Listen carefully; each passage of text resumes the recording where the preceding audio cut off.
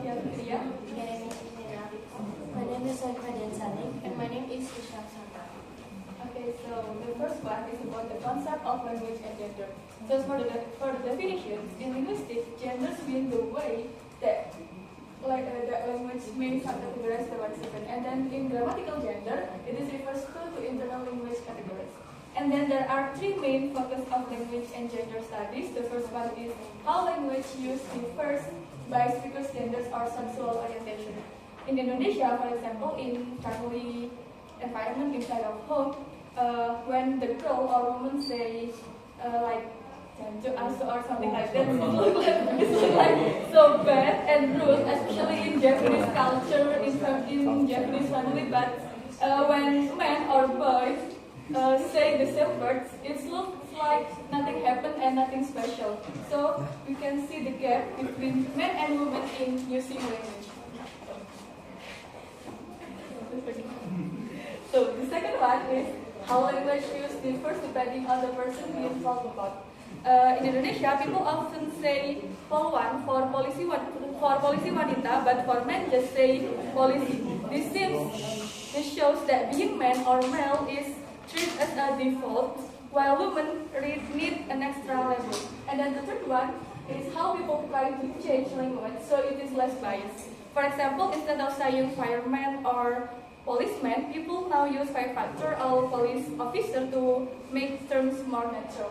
And then in the language and gender, there are two views.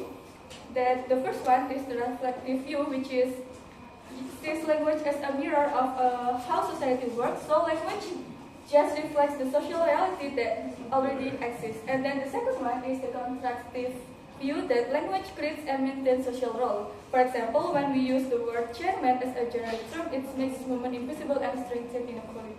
And in the next session, we will explain by Lina. Next, I will talk about talking about men and women.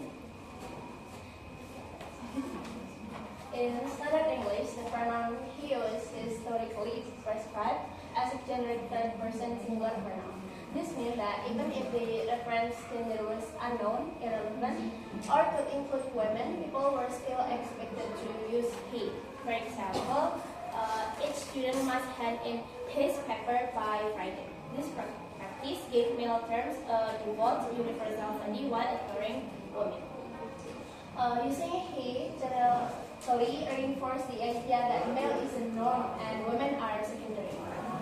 He or she, a more inclusive solution, though it can feel awkward and clunky in longer text.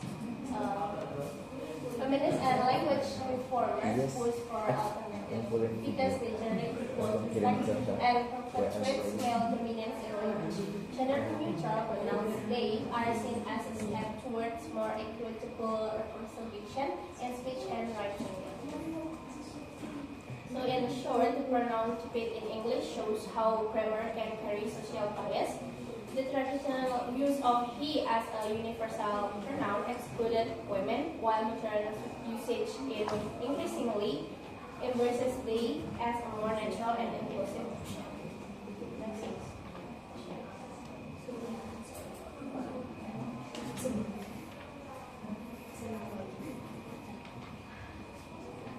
So moving on to language and gender in occupational terms. So this term, occupational term, is one of the terms which influenced by sexist language.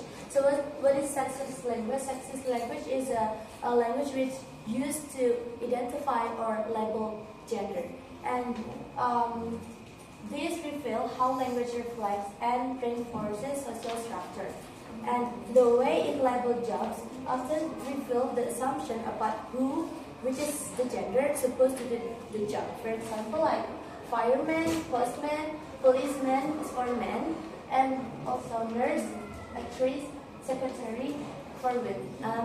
In Bahasa Indonesia, we also know as we use terms a in the end for men, for example, like pramugara, but we use e in the end for women, pramugari or pemudi, etc.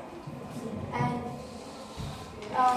these lexical choices mirror gender roles in this society.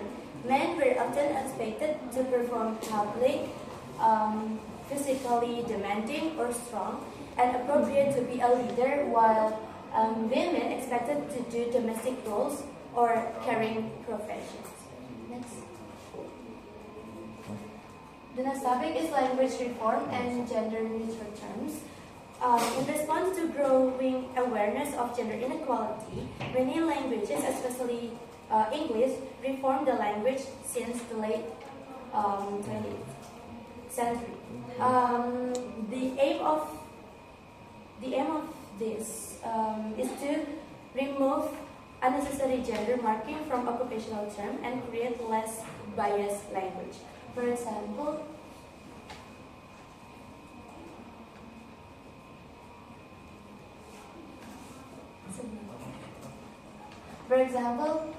we use firefighter instead of fireman, and then we use police officer instead of policeman, chairperson or chair instead of chairman, flight attendant instead of stewardess, postal worker or mail carrier instead of postman. And also using gender neutral pronouns.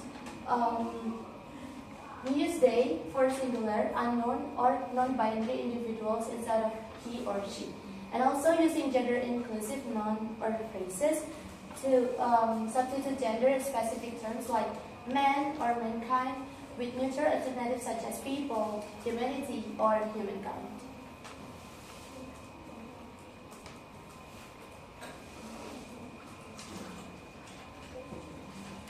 It's just, there's all this pressure, you know? And sometimes it feels like it's right up on me. And I can just feel it, like literally feel it in my head. And it's relentless. And I don't know if it's going to stop. I mean, that's the thing that scares me most, is that I don't know if it's ever going to stop. Yeah. Look, you do have a nail in your head. It's not about the nail. Are you sure? Because, I mean, I'll bet if we got that out of there... Stop trying to fix it. No, I'm not trying to fix it. I'm just pointing out that maybe the nail is causing... You always do this. You always try to fix things when what I really need is for you to just listen. See, I don't think that is what you need. I think what you need is to get the nail... See, you're not even listening now. Okay, fine. I will listen. Fine. It's just... Sometimes it's like... There's this achy... I don't know what it is. And I'm not sleeping very well at all. And all my sweaters are snagged. I mean, all of them. That sounds really hard. It is. Thank you. Ow! Come on, if you would just... Don't...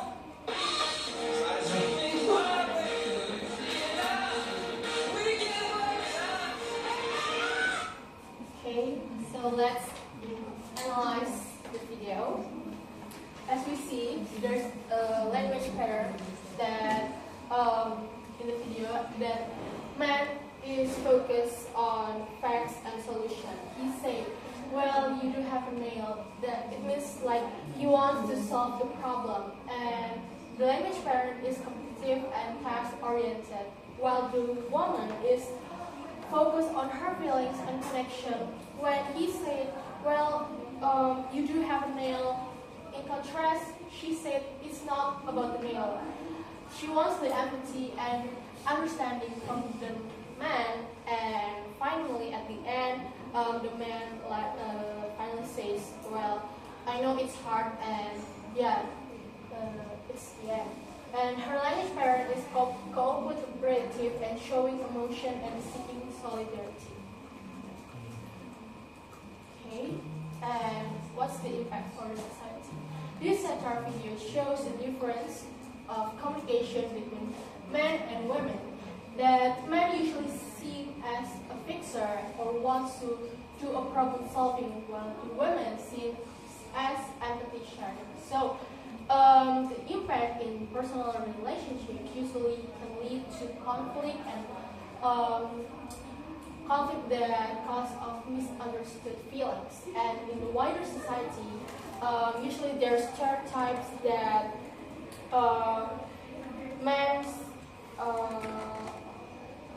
men are too logical and women are too emotional, and it limits how gender is valued. And in the workplace, it's gonna lead to friction because men focus on share information, report facts, while women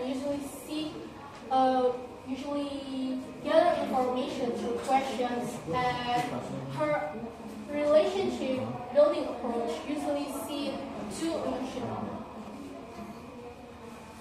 Okay, thank you for listening. Any questions?